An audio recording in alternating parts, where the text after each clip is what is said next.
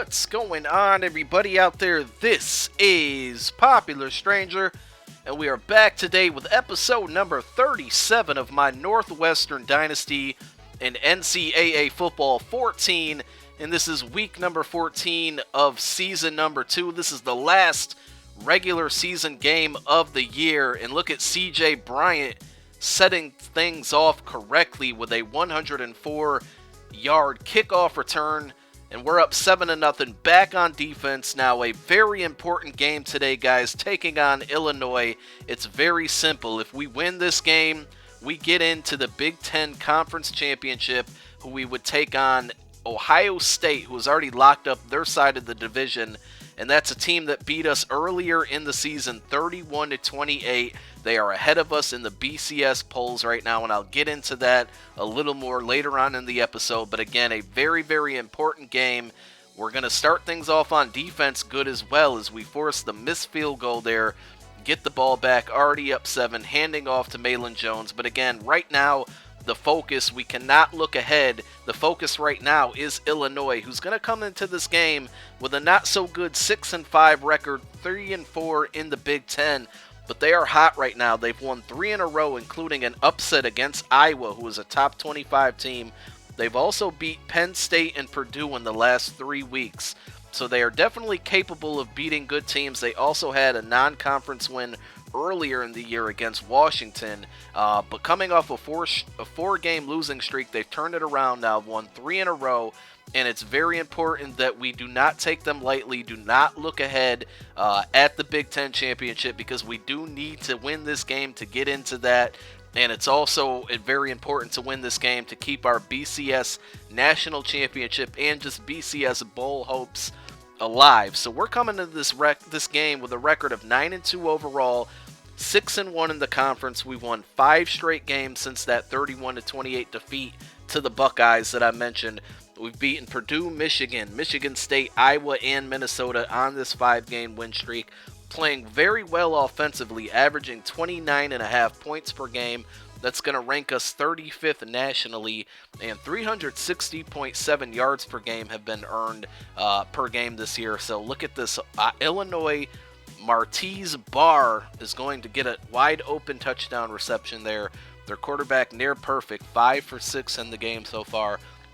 And it's now a 14-7 lead. So we're back on offense. Got to make sure that we do capitalize on every single scoring drive. We hand it off to Trayvon here on the inside route. He's going to pick up a minimal yardage. It's now 2nd and 5. And Trevor Siemian is going to put the ball on the carpet right at midfield in a very bad turnover. We had really good control of this game.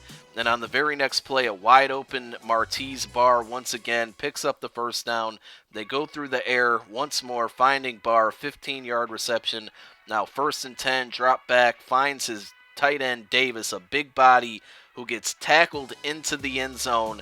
And it's quickly now a 14-14 game. Illinois averaging 23.8 points per game, 366.8 yards per game, and defensively they average or allow about 22.5 points and 352 yards. So we got to make best with that bad defense that they have and try to get more points on the board. 14 quick ones, but now we're in the second quarter, winding down, getting close to halftime, driving down the field, and we're going to pick up a first down, get into the red zone here after this run from Trayvon Green. 1:56 to go until halftime. Siemian drops back, a wide open Christian Jones on the 18-yard reception there. 21-14 now. We take the lead, and we're going to start here in the beginning of the third quarter. Illinois gets the ball back because we got the ball in the beginning of the game. A 13-yard reception for Illinois there, picking up the first down. But let's get into some scores nationally, and there's 3 very important games that are going to be taking place, and I'll mention those last, but let's get into some ones that don't really affect us, but you may want to hear about them. In the Battle of Mississippi, number 21 Mississippi State beats Ole Miss 44-21. Nebraska's going to upset number 15 Iowa, who started off red hot this season, but since we knocked them off the ranks of the undefeated, they have not played well, dropping 3 of their last 4. They lose to Nebraska 16-10. Number 6, Georgia Tech, a very hot team. I told you guys about them. A team that we have to kind of keep our eye on behind us because they're playing very good.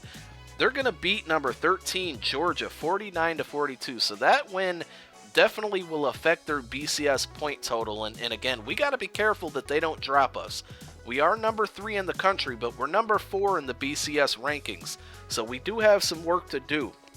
Number 5, Kansas State, is going to lose to number 14, Alabama, 41-21. So no doubt Georgia Tech will jump Kansas State after this weekend. But here's some very important scores. The next 3 that I'm going to mention again. We're number 3 in the nation in the AP polls, but we're number 4 in the BCS polls. Number 1 is TCU. Number 2 is Ohio State. Those teams are both undefeated. Texas A&M only has 1 loss.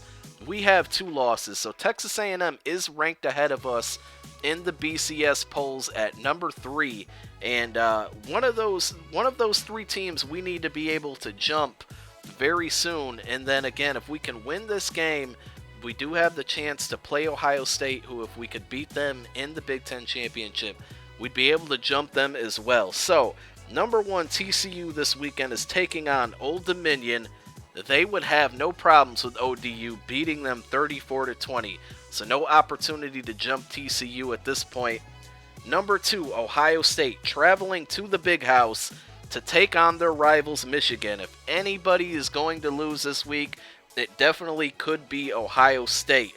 But they're not gonna. They're gonna beat Michigan with no problem, 31-21. Michigan had the lead early in that game, but it didn't matter. Ohio State came back and won by 10 points. So that brings us to number 4 in the AP polls, number 3 in the BCS polls, Texas A&M taking on Missouri this week. The final score was 28-24, and who do you think won the game? Missouri won the game, so they help us out tremendously. We are now going to be able to jump Texas A&M in the BCS rankings. Will put us at number 3. And again, TCU number 1, Ohio State number 2, and we could be number 3 if we can hold on and win this game. With a 4-point lead here, I take a gamble on 4th and 4 at midfield, and the pass is batted down. In hindsight, a very, very poor decision, because now Illinois has the ball, 2 minutes and 19 seconds and counting, down 4. So if they score a touchdown here, we definitely are going to be losing the game at that point and could be in trouble. Again, poor decision making has kind of been my demise throughout this series in some really big games, and we're hoping this one doesn't affect us. We get it to a 4th and 17. They're going to drop back and pass, trying to find somebody open.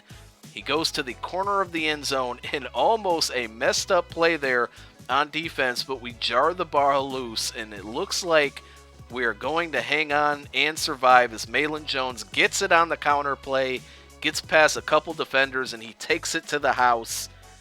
So, with that being said, the next game will be against Ohio State for the Big Ten Championship. And again, if we can beat them, we would be able to jump them and then be taking on number 1 TCU in the national championship. If we lose to Ohio State, I'm not sure what's going to happen. I hope you guys are as excited as I am about that game. I cannot wait. They've beaten us twice now since I started this series, and we are not going to take it anymore. We need this win, and we are going to pull all stops to try to get this win. So a 35-24 win gets us to 10-2. We'll be back next week. Peace.